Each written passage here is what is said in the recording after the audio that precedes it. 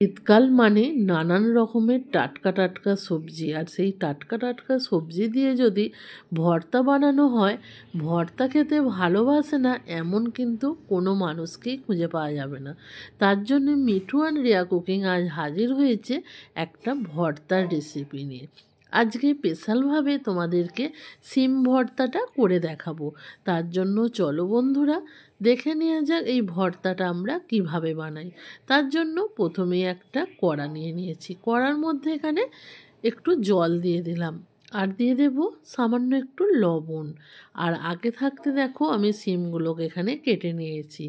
সিমের গায়ে যে সুঁড়োগুলো থাকে সেগুলোকে আমি তুলে ফেলে দিয়েছি, দিয়ে সিমগুলোকে পিস পিস করে নিয়েছি।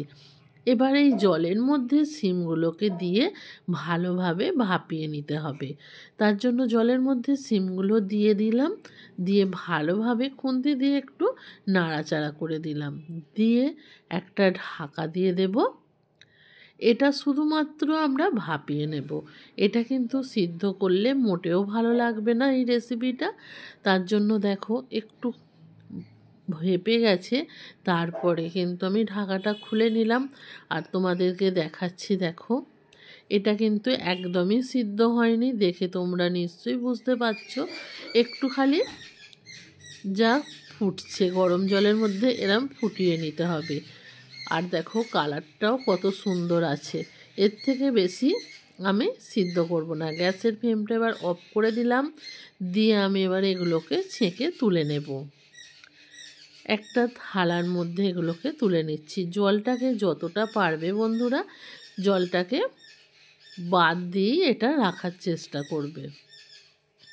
তার জন্য আমি একটা ছাঁচা নিয়ে ভালোভাবে জলটাকে ঝরিয়ে ঝরিয়ে তুলে নিচ্ছি। আর দেখো সিমগুলোকে আমি জল থেকে তুলে নিয়েছি, একটু এটা ঠান্ডা হওয়া পর্যন্ত অপেক্ষা করব।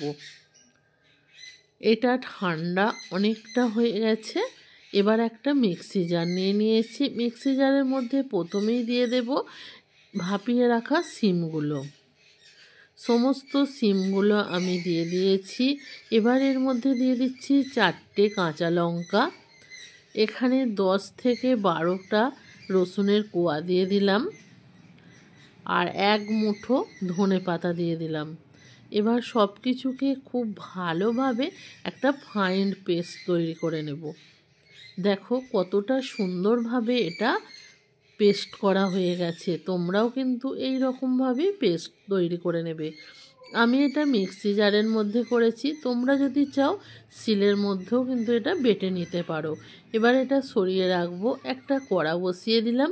কড়ার মধ্যে প্রথমেই দিয়ে দেব সর্ষের তেল।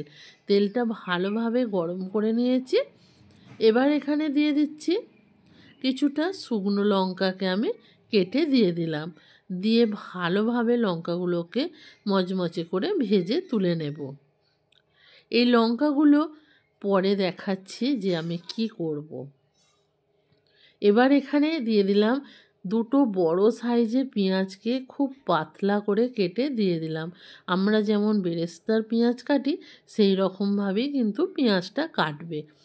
এবার পেঁয়াজটাকে খুব ভালো করে লাল লাল করে ভেজে নিতে হবে।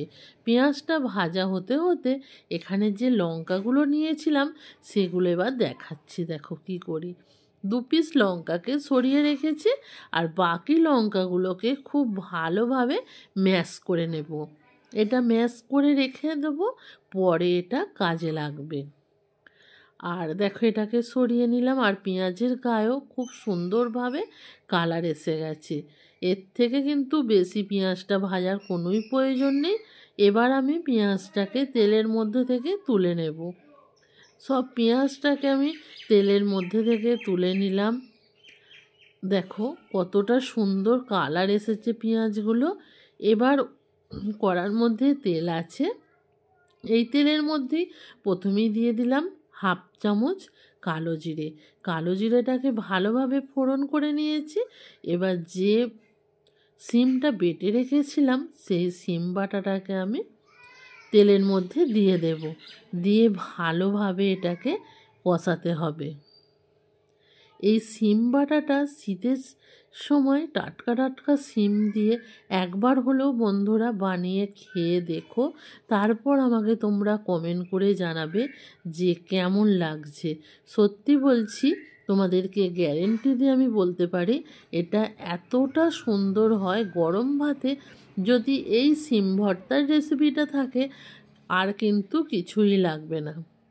দেখো, এটাকে ভালোভাবে কষিয়ে নিতে হবে। আর স্বাদ মতো আমি এখানে লবণও দিয়ে দিয়েছি। লবণটা যেহেতু আগে থাকতে একটু দিয়েছিলাম, সেই রকম বুঝেই কিন্তু লবণটা দিয়ে দিলাম। আর দেখো, কষাতে কষাতে এটা কতটা শুকনো হয়ে যাচ্ছে। যখন দেখবে একটা ডো আকৃতির হয়ে যাচ্ছে, তখনই বুঝে নিতে হবে সিমটা অনেক সুন্দরভাবে কষানো হয়ে গেছে। এবার আমি এর মধ্যে দিয়ে দেব ভেজে রাখা পেঁয়াজ, আর যে লঙ্কাটা আমি গুঁড়ো করে রেখেছিলাম, ভাজা লঙ্কাটা, সেটা এখানে দিয়ে দিলাম। দিয়ে ভালোভাবে এটাকে আবারও কষিয়ে নিতে হবে। এখানে যে যেমন ঝাল পছন্দ করো সেই রকম বুঝেই কিন্তু লঙ্কাটা ব্যবহার করবে। আর এটা একটু ঝালঝালি খেতে ভালো লাগে। দেখো কতটা সুন্দর লাগছে দেখতে। আজকের রেসিপিটা তোমাদের কেমন লাগলো অবশ্যই কিন্তু কমেন্ট করে জানাবে বন্ধুরা। আর যদি তোমাদের ভালো লাগে অবশ্যই চ্যানেলটাকে সাবস্ক্রাইব করে দেবে। আর ফেসবুক পেজ থেকে যদি দেখে থাকো পেজটাকে ফলো করবে নিত্য নতুন এই রকম রেসিপিগুলো দেখার জন্য। আজকের ভর্তার রেসিপিটা তোমাদের কেমন লাগলো কমেন্ট করে অবশ্যই জানাবে। আজকের মতো ভিডিওটা আমি এখানেই শেষ করলাম। টাটা।